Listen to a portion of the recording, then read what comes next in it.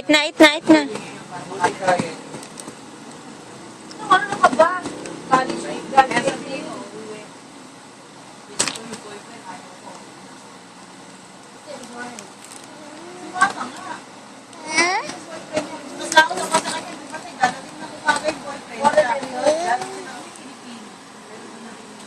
Pero may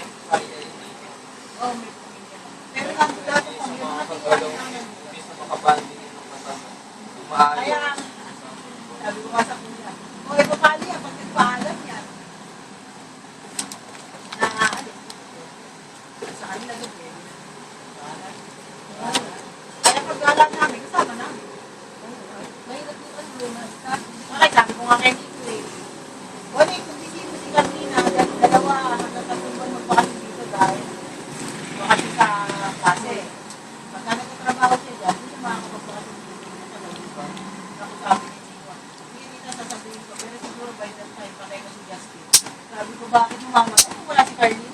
O, kaya nga susunod yun eh. May salan din. Ayaw nang mawawala, maaaring si Carlene.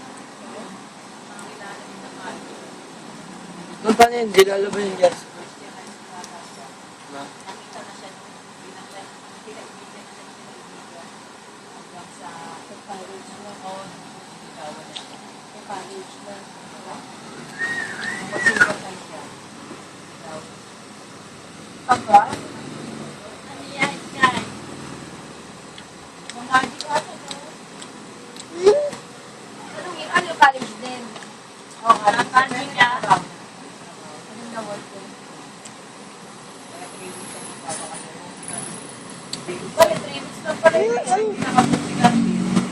Pero sabi sa kanya, lagi ko ka na, hindi ka mainit.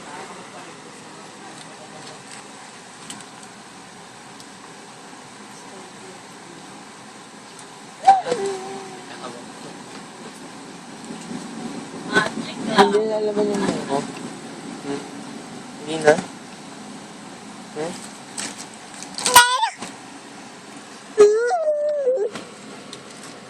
Yan, kung tayo next time.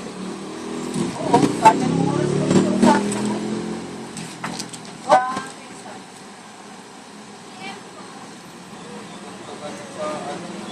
Kasi nakaayos.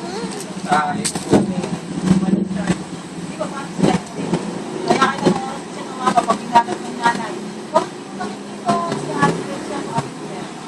Natawagan ko niya. Tumatagal mag-aray kay Ken. Malapit sa nananabahay. Wala pa, COVID pa lang. Tayo mo ito. Tagal, mag-usap mo. Siyempre, namitis niya. Tagal mo na ito, di ba? Kung gano'n pag naghanap mo, naghanap ang natawagan ka. Nahanap niya lagi eh. may tubig. Oo. Ano, di ba madam? Hindi ko lalagay lang. Pero bawas ko sa ikaw. Ang dami-dami na.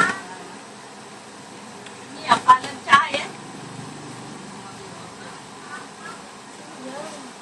Melay, ginaya.